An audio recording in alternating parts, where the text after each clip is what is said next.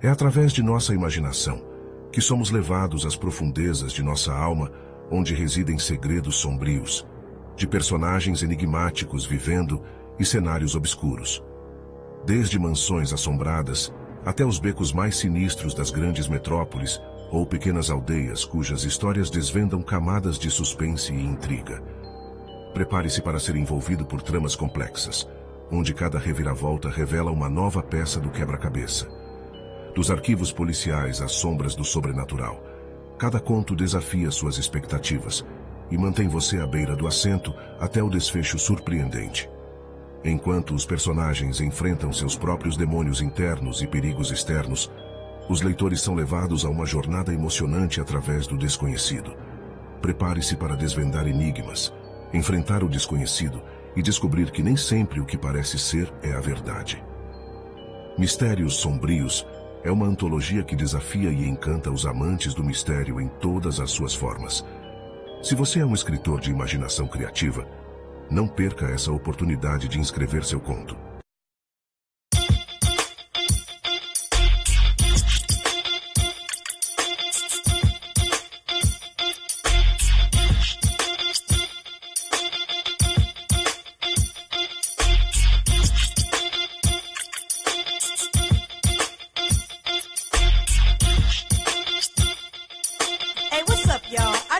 Shout out to all my ladies with self-respect. I want y'all to stay positive in life. And thank you to all the divas that paved the way for success. Thank you. If you see that, you could be that. Believe that. And one day, you could be where she's at. Just perfect your craft and receive stats.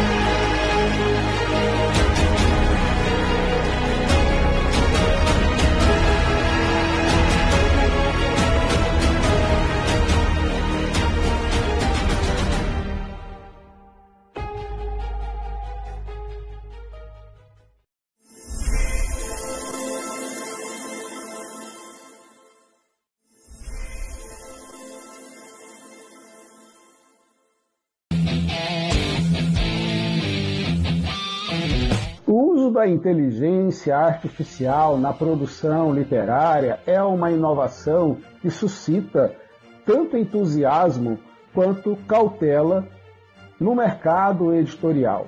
Por um lado, a inteligência artificial oferece uma ferramenta poderosa para escritores e editoras, facilitando a geração de ideias, a construção de enredos e a criação de textos. Sua capacidade de processar grande quantidade de informação e produzir conteúdo rapidamente pode ser uma grande vantagem, especialmente para tarefas repetitivas ou para autores que buscam inspiração. No entanto, esse mesmo poder pode ser uma faca de dois gumes. O abuso na utilização da inteligência artificial na produção literária pode levar à saturação do mercado editorial, com obras que, apesar de bem estruturadas, carecem de originalidade e do toque humano que tornam a literatura verdadeiramente interessante.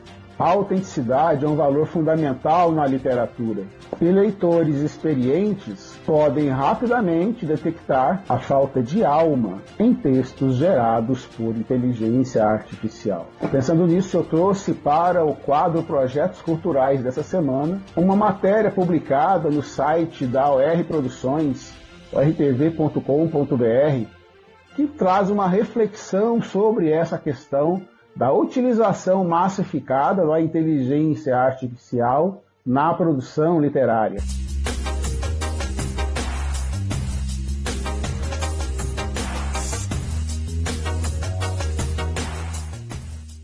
Um dos grandes problemas da utilização da inteligência artificial na produção literária é exatamente a dependência, que pode ser causada para os autores que lidam com a produção de texto.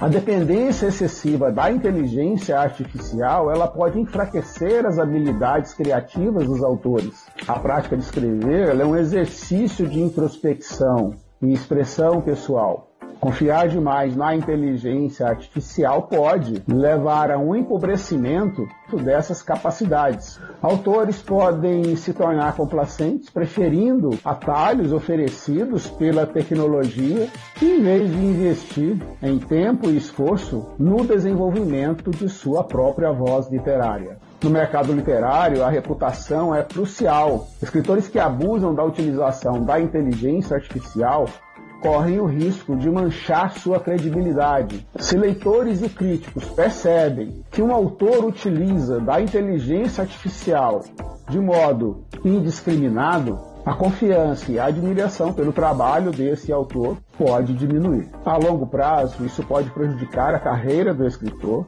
afastando leitores leais e dificultando o estabelecimento de novos públicos. Portanto, enquanto a inteligência artificial pode ser uma ferramenta valiosa para a produção literária, é essencial que seja utilizada com equilíbrio e discernimento.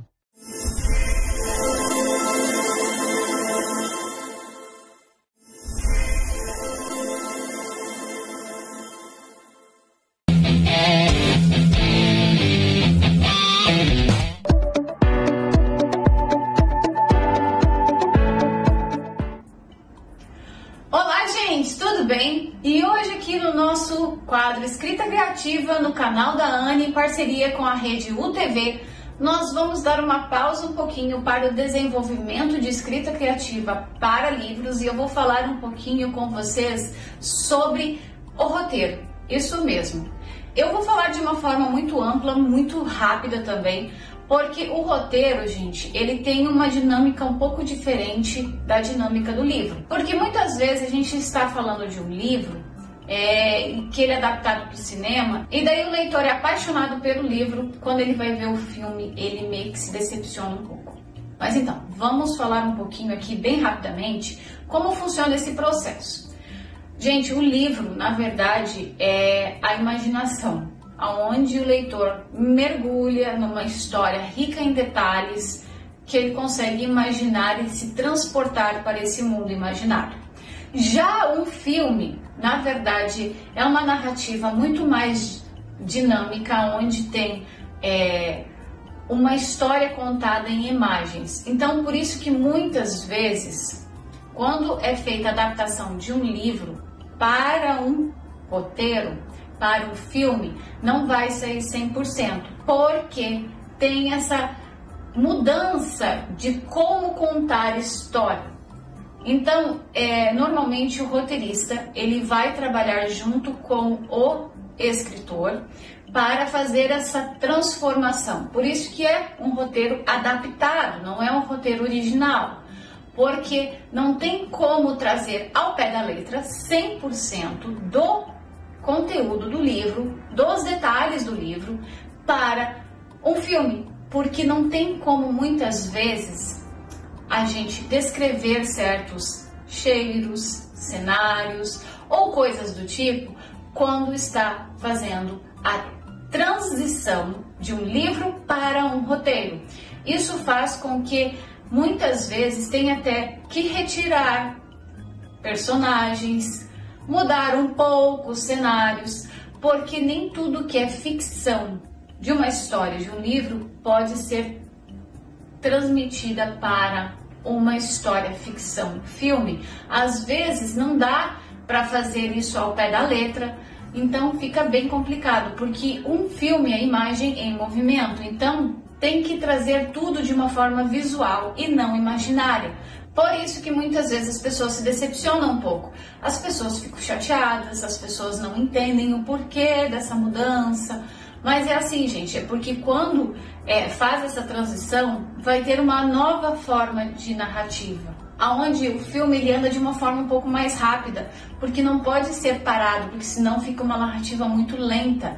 E como é filme, tem que ser tudo em movimento, tem que fazer com que a história ande mais rápido, porque um filme também tem um espaço de tempo menor, aonde é aproximadamente 1h30, 2 horas. Então tem que transferir tudo que estava no livro para o roteiro, fazendo com que a história também se conecte.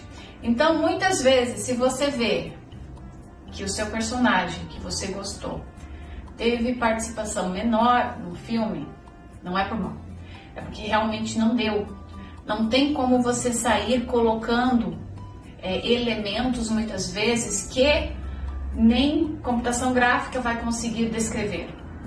Então tem certas coisas, é uma regra que tem que ser seguida no roteiro, que é bem diferente de um livro, né? Porque um livro a gente consegue imaginar mais, a gente consegue fazer com que o personagem mergulhe no universo e com isso ele traga o leitor para esse universo, fazendo com que a história fique mais envolvente e mais rica em detalhes.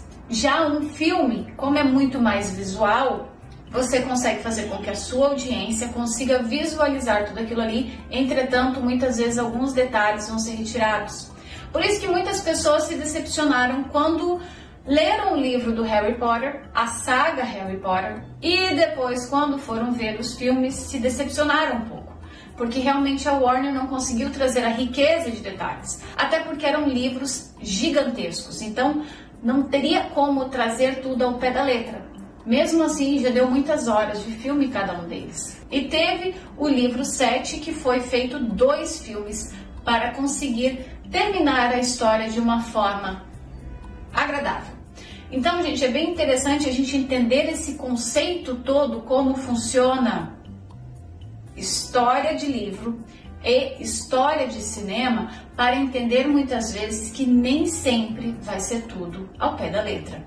Então, por exemplo, quando a gente está escrevendo um roteiro, começa colocando a descrição da cena. E tem que ser uma forma muito enxuta, porque ali é só os principais detalhes. Dali, a imaginação do diretor vai transferir tudo isso. E daí não tem muitos detalhes descrevendo como estava o chão e etc. Entende? Pode colocar, o chão está muito sujo, ou o chão está coberto de flores. Isso no roteiro. Já num livro, você consegue descrever melhor. O chão está muito sujo, com tantas coisas ao redor e etc, etc. Se tem cheiro e blá blá blá. Da mesma forma, se o chão está cheio de flores, você vai conseguir descrever melhor o perfume. Talvez num filme você consiga descrever da forma que o personagem, for pegar a flor, for cheirar a flor, ou se não, uma expressão, do próprio personagem mostrando que está sujo, fazer uma expressão facial, muitas vezes corporal. Então isso fica muito a cargo do diretor. E também tem aquela história, depois da descrição da cena, ficam as falas, que normalmente são falas mais rápidas, porque o filme ele tem que andar mais rápido. Muitas vezes diálogos são tirados também do filme, que quando é feita a adaptação do livro, para dar mais rapidez à história, fazendo com que as pessoas às vezes se decepcionem, mas não se decepcionam, porque isso é normal. Essas adaptações acontecem desde sempre, isso também acontece no teatro muitas vezes. Quando você vai fazer uma adaptação para o teatro, você também tem que tirar muitas coisas, você tem que refazer muitas coisas, você tem que mudar muitas coisas para conseguir trazer para a audiência o que ela está esperando muitas vezes. Porque quando a gente lida com contar histórias, quando a gente vai contar histórias, a gente tem que ver aonde a gente está contando. Porque existem várias formas de contar a mesma história, tanto em livro, quanto em teatro, quanto TV, quanto cinema. Então é bem interessante a gente ter um conhecimento um pouquinho melhor sobre isso. E muitas vezes não se decepcionar com algumas retiradas de cenas, personagens e diálogos de uma trama que envolveu a gente no livro. Entretanto, a narrativa cinematográfica é um pouquinho diferente. Eu espero que você tenha gostado dessa minha dica do meu quadro Escrita Criativa de hoje. Lembrando que todas as sextas-feiras, às 22 horas, a gente tem o nosso horário marcado aqui para ajudar você no desenvolvimento da sua carreira. E se você ainda não é associado da ANI, eu vou deixar o site aqui para você entrar e entender melhor como funciona e também entender sobre os serviços que oferecemos. Eu te vejo na próxima sexta-feira com mais um quadro Escrita Criativa. Tchau, tchau!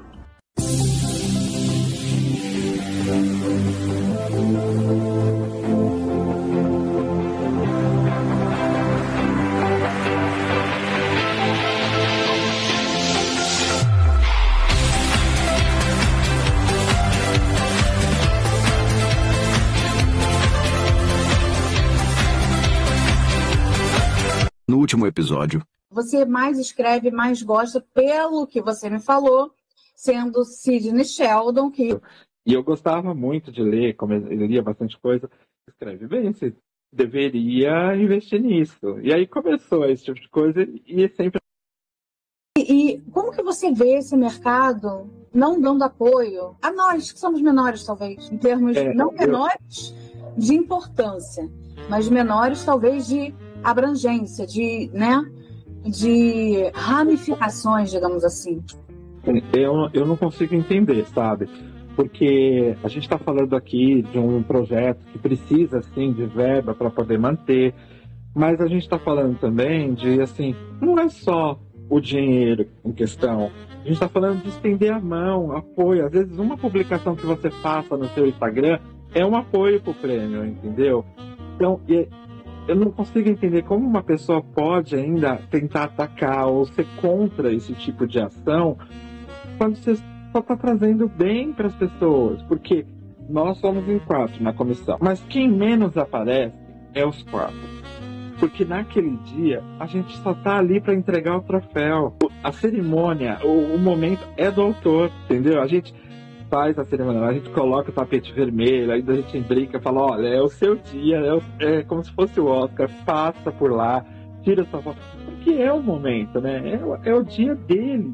Então, assim, não é a gente, não é os autores que tá aqui, que tá falando, olha, o Wellington Budin que tá querendo. Pelo contrário, a gente não tem. Às vezes você deixa o seu projeto, suas coisas de lado para manter o X para poder fazer, porque é muita coisa nesse processo, mas a gente tá ali pela literatura, né, desde o começo.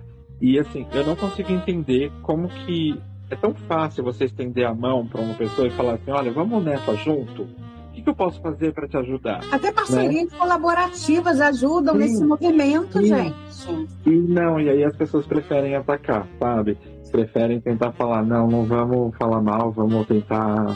Eu não sei, eu não consigo entender isso. Muito menos mesmo porque a gente recebeu algumas tentativas de boicotes de editoras. E aí eu te pergunto, quando o autor ganha, não é só ele, tá o selo da casa dele lá na capa do livro. Então é visibilidade para ele, é para a editora, é para todo mundo. Sim! Aí faria uma parceria colaborativa, apareceria muito mais, um divulgando o outro e fazendo essa corrente do bem, né? Justamente. Porque assim, eu acho que a gente tá aqui, a gente é só um meio, né? É só um. Com certeza, eu penso dessa forma. Os projetos nos quais eu me enfio e realizo, a maioria é gratuita, grande, 90% é gratuito. Tanto é que essa antologia que eu comentei, que nós fomos um dos finalistas, foi totalmente gratuita, para dar oportunidade para quem não tem. Quem não tem. Entende? Poder se inscrever, poder divulgar. Agora, eu vejo uma questão, não sei se você na sua vivência, vê isso também. Tem muitos autores também que eles têm uma certa vergonha, eles não querem aparecer. Você vê isso no seu dia a dia? Vejo e assim, a gente também tenta respeitar isso nessa parte mesmo do Ecos. Eu já tive tudo quanto é tipo que você possa imaginar de autores que falaram, olha, nessa última cerimônia também, o autor falou, eu vou pegar o troféu, mas não quero fazer discurso, eu não quero aparecer. É um direito dele. Ele foi lá, pegou o troféu, virou as costas e foi embora. A gente, seguiu a cerimônia. Porque a gente tem que respeitar isso. Eu sou uma pessoa que eu sou muito difícil. Eu tô aqui falando aquela coisa, mas eu sou uma pessoa tímida. Eu sou uma pessoa, às vezes as pessoas acham que não, mas eu sou. É difícil para mim falar assim em público também. Então eu entendo isso, sabe? A gente tem que entender. E tem o outro lado também, né? A gente já teve algumas cerimônias que autores mandaram mensagem falando, se tiver outra pessoa no palco, eu não subo. Então, assim, você tem que saber lidar com todo tipo de público, né? Que vai ter sempre aquela coisa. Sempre a balança de lidar com pessoas, né? E me diz uma questão. A gente já está vendo o crescimento muito assim do mercado digital nessa nossa área. As dificuldades também do mercado literário impresso, digamos assim. O que você vê e o que você acha desse momento? Eu vejo essa crise, eu vejo que o digital está crescendo cada vez mais, mas eu ainda sou aquele sonhador, tá? Eu ainda sou aquele que ainda acredita no impresso, acredita no livro físico, no livro que você abre, aquele cheiro de livro, papel novo, sabe aquela coisa? Eu ainda tenho essa coisa, eu ainda acredito nisso. E eu ainda acho que a gente tem público. Talvez não o que a gente queria, não tanto que a gente, desejava, mas a gente ainda tem público. E a gente viu isso na Bienal que teve em São Paulo, assim que a gente voltou da pandemia, que foi um alvoroço, aquela coisa toda. Esse ano a gente vai ter a Bienal aqui em São Paulo de novo. Então, assim, a gente tem público, a gente tem um nicho que né? Só que eu só acho que é aquilo, eu volto a falar, vou ser repetitivo, mas eu acho que se a gente se ajudar, se a gente estender a mão, eu acho que a gente consegue muito mais, esse tipo de público. Porque não é só eu mesmo, eu leio digital, lógico que eu leio, só que não é o meu foco, eu não gosto do digital. Então eu prefiro o livro físico, eu prefiro olhar no papel, tanto que eu pego o meu livro, eu acabo de fazer, eu tenho que imprimir um na gráfica para eu poder ler ele antes de eu soltar para venda.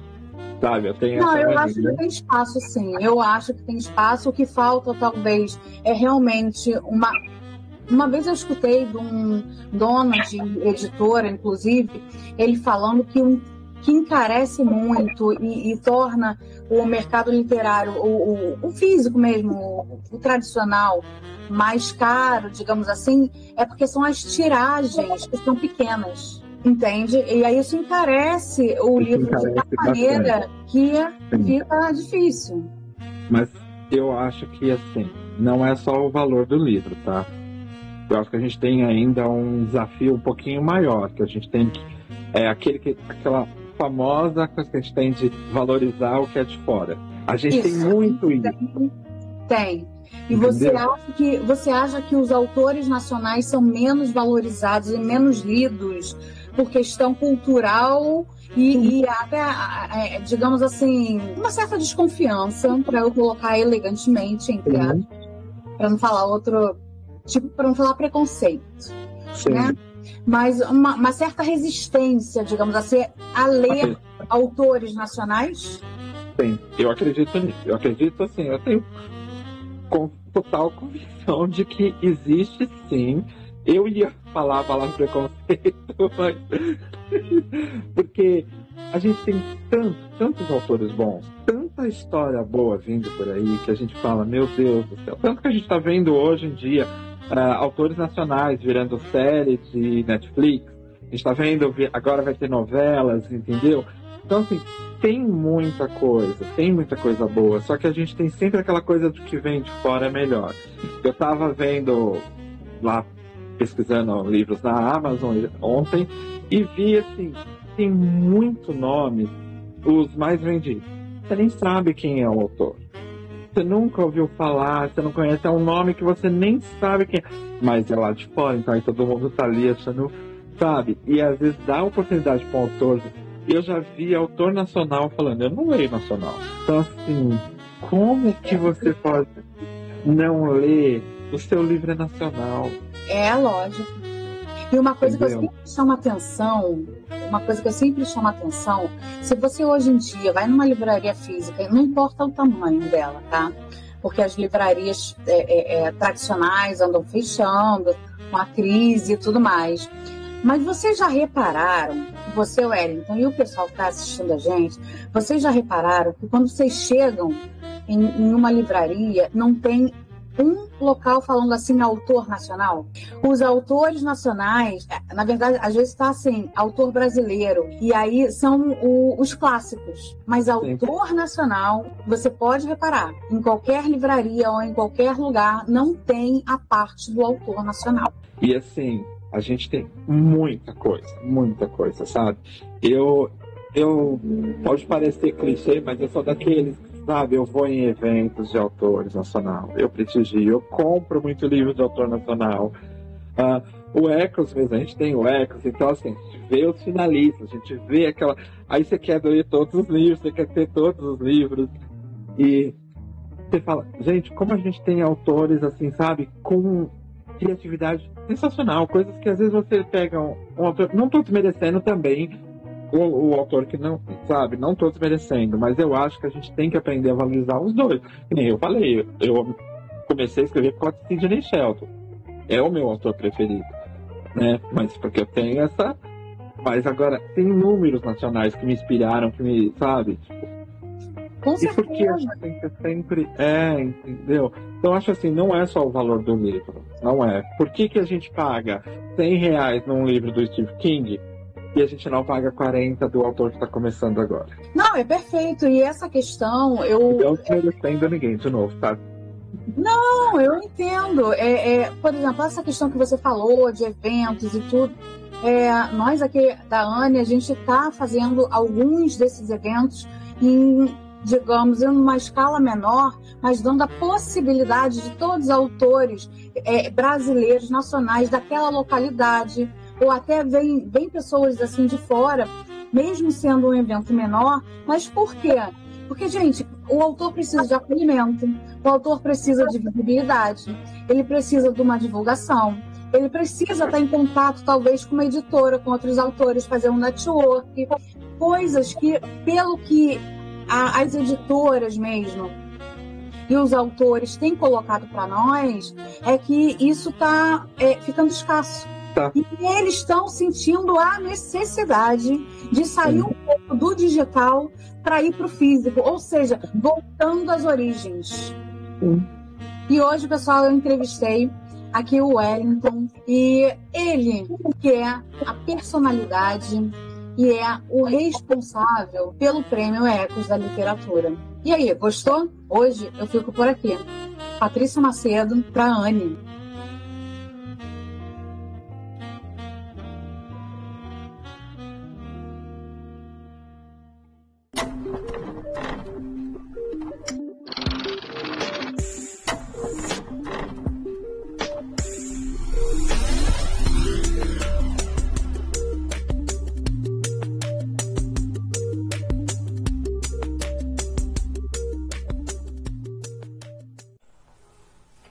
Fala, gente! Tudo bom? Eduardo Júnior aqui, e eu vim trazer hoje mais uma edição do Livro em Pauta.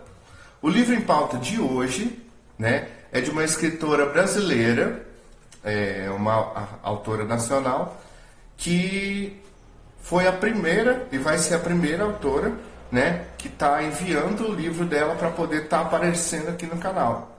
Eu estou falando da Maria José Jardim Godoy. Não sei se está dando para... Isso. Sussurros do Coração. Sussurros do Coração, né? É um livro de poesias. E eu vou estar lendo aqui a biografia da autora, que está no livro. O livro veio com dedicatória, muito bacana. Vou ler também a dedicatória para vocês. E um marca-página muito bacana dos 2 livros já lançados pela autora. Ela me mandou o seguinte: Eduardo, que meu coração possa sussurrar energias positivas ao seu coração. Com carinho, Maria José Jardim Godoy, junho de 2024. Maria José, muito obrigado pela participação, muito obrigado pelo grande presente, né? Um livro é sempre um bom presente. E a autora cursou Letras Modernas na Faculdade de Filosofia de Rio Verde, hoje Universidade de Rio Verde. Trabalhou 34 anos na educação do município de Rio Verde, onde vive atualmente. Ganhou 2 concursos locais de poesia, o que a motivou a continuar escrevendo. Aposentou-se há 3 anos e meio e desde então dedica-se inteiramente à poesia. Gosta do contato direto com a natureza, onde busca inspiração. É apaixonada por plantas, animais, música e literatura. É viúva, mãe de José Lucas e avó de Emanuele. É autora dos livros de poemas Varal dos Sonhos e Memórias Agridoces. Ela sempre encontra na poesia uma forma de descarregar suas emoções. Eu conheci a Maria José através de uma live do Livros para Sempre, né? Por intermédio do Rafa. Eu fiz o convite aos autores que estavam ali na live no dia. E ela prontamente se interessou a vir participar do quadro, né? E me mandou o livro dela, Sussurros do Coração, que é um livro de poesia muito intensa. São poesias marcantes, tocantes, bonitas, para quem gosta mesmo, né, da poesia. Eu vou estar lendo aqui já uma poesia dela, do livro. Vou escolher uma poesia aleatória. E são poesias assim que são tocantes, são marcantes, principalmente para quem gosta. Os livros da Maria José, no caso Sussurros do Coração, você pode encontrar no site da Apres, né? Da Apres Editora e da Arteira, certo? Ou então em contato direto com a autora. Vamos lá, vamos acompanhar um poema aqui. Vou pegar um poema aleatório para a gente poder recitar. Dúvidas. E quando as cortinas se fecharem e o espetáculo se acabar? O que farei das rosas que estavam no caminho? Onde porei meus braços que agora se abraçam sozinhos? E as estrelas do céu que um dia deu para mim? Se apagaram e agora não tem mais brilho, enfim, e o sabor dos seus beijos guardados na minha alma?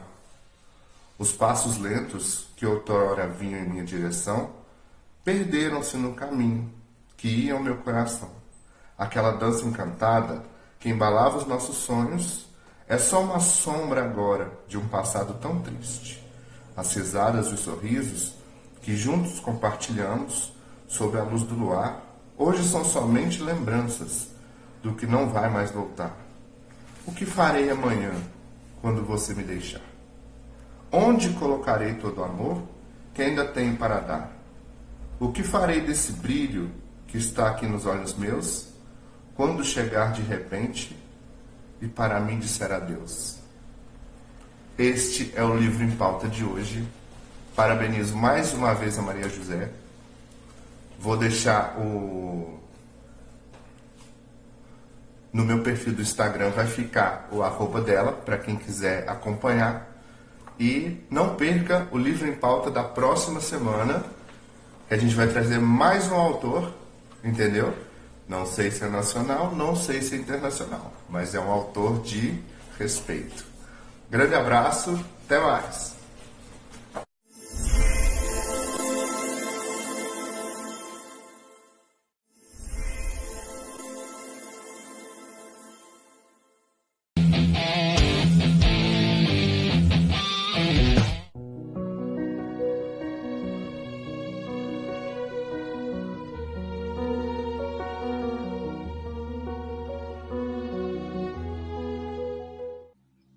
Olá, eu sou Edilberto Salinovo, escritor e diretor da ANE, Associação Nacional de Escritores e Editoras.